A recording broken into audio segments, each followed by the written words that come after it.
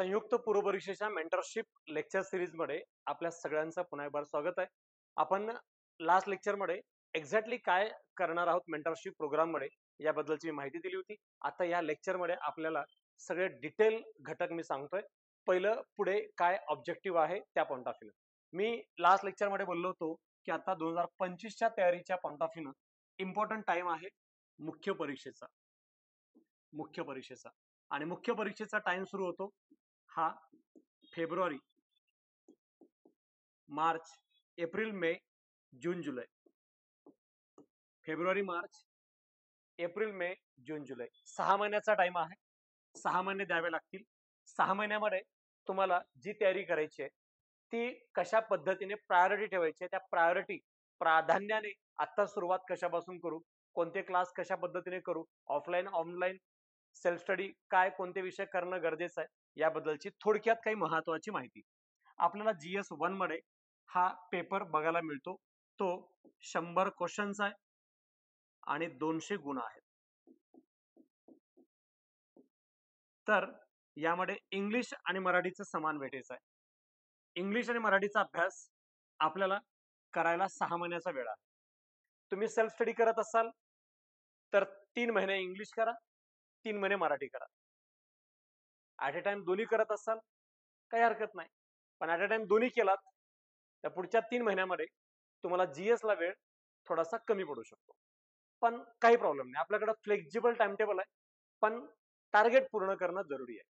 कसंही करू शकतो. At a time February, March, April 3 महिन्यामध्ये तुम्ही सेल्फ स्टडी करा, ऑनलाईन करा, ऑफलाईन करा, कसंही करा.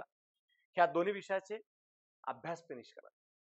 क्लास करताय क्लास करा, अभ्यास करता सेल्फ स्टडी मध्ये अभ्यास करा, क्लास झालाय तर रिव्हिजन करा. पण काही पण करा, पण कोणत्याही परिस्थितीमध्ये आपल्याला ह्या दोन्ही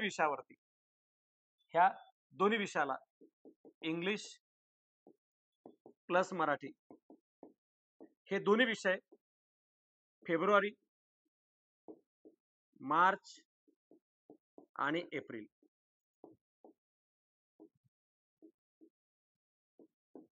पूर्ण झाले पाहिजे. एकदा रीडिंग होणं कंपल्सरी आणि या रीडिंग सोबत काय काय करायला पाहिजे, काय काय करू हे मी पुढे सांगेल. पण आता आपल्याला महत्वाचं आहे डोक्यात डेडलाईन, त्याचं इम्पॉर्टन्स आहे.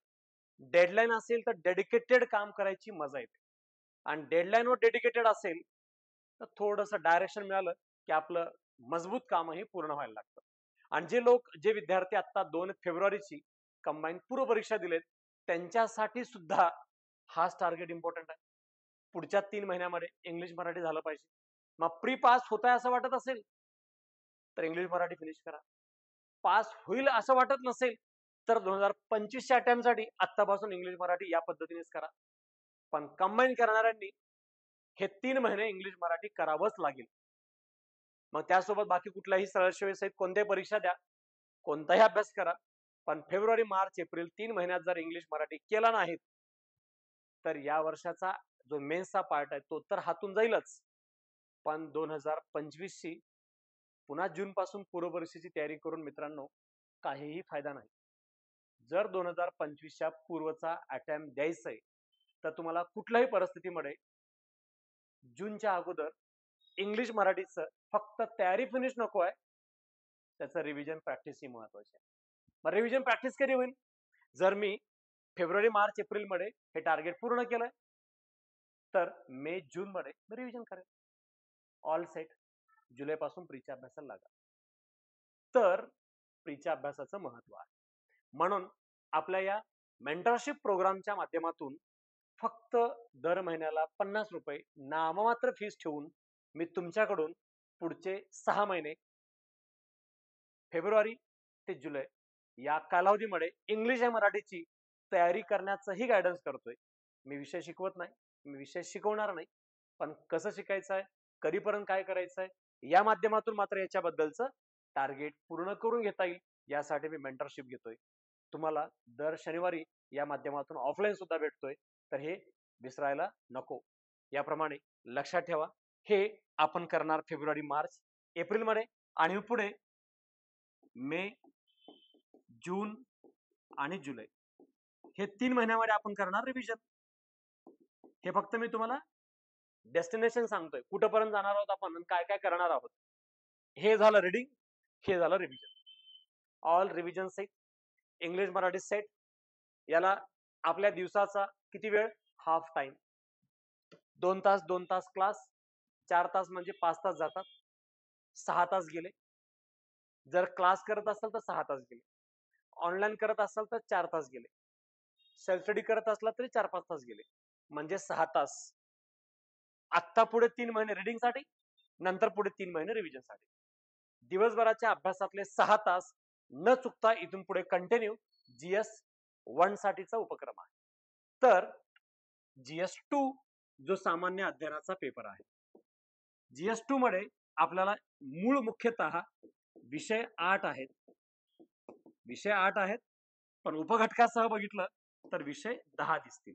म्हणजे जसं की पर्यावरणाचा विषय, अंकगणित, सांख्यिकी असं डिवाइड करून बघितलं की ते 10 होतात. मग याप्रमाणे आपल्याला इथे सुद्धा 100 क्वेश्चन आहेत आणि गुण 200 आहेत.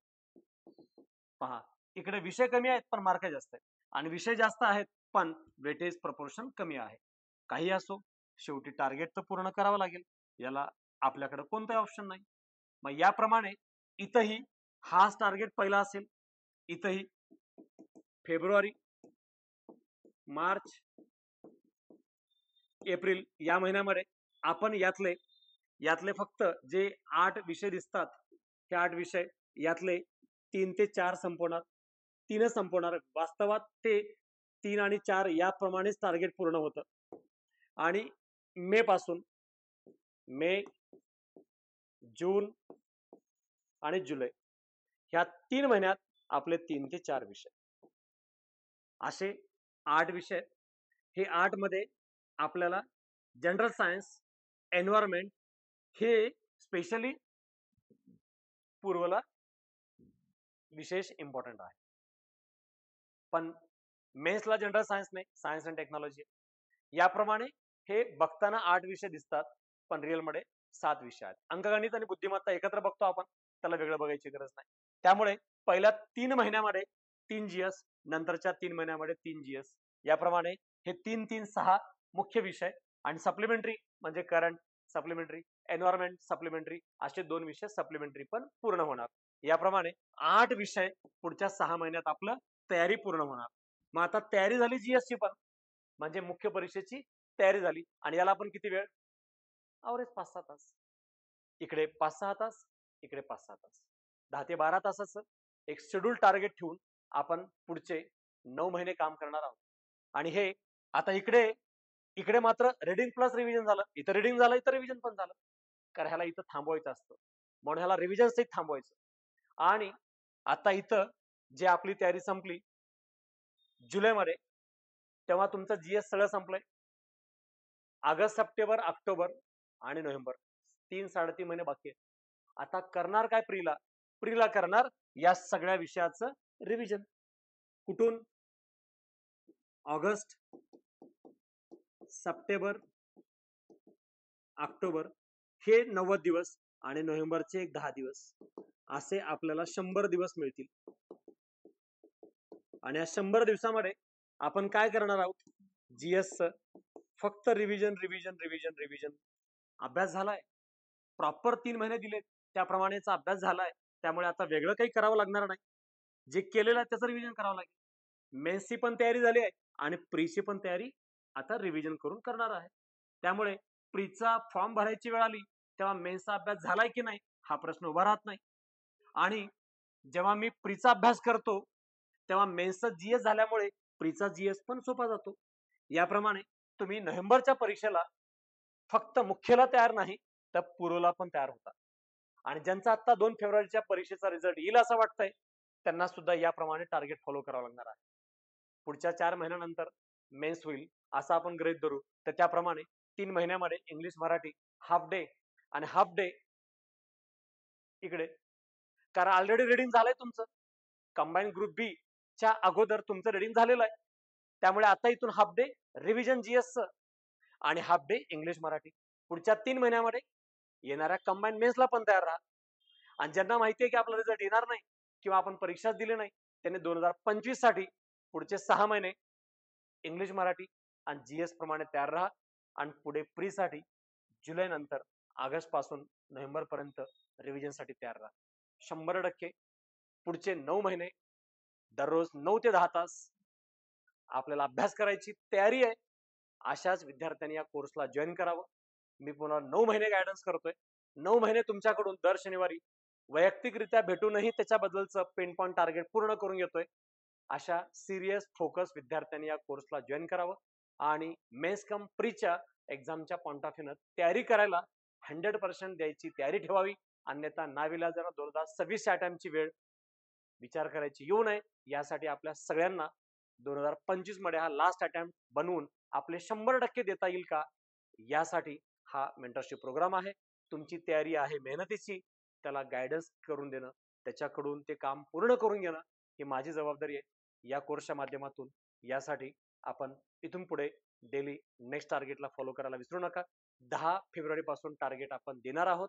तोपर्यंत या परीक्षेच्या पॉईंट ऑफ व्ह्यूनं काय करणं प्रायोरिटीनं गरजेचं आहे त्याच्याबद्दलचं गायडन्स म्हणजे हे लेक्चर सिरीज आहे. भेटूयात पुढचं लेक्चर पाहायला विसरू नका आपल्या पेरा इन्स्टिट्यूटच्या ऍपवरती मेंटरशिप हा प्रोग्राम या माध्यमातून. थँक्यू.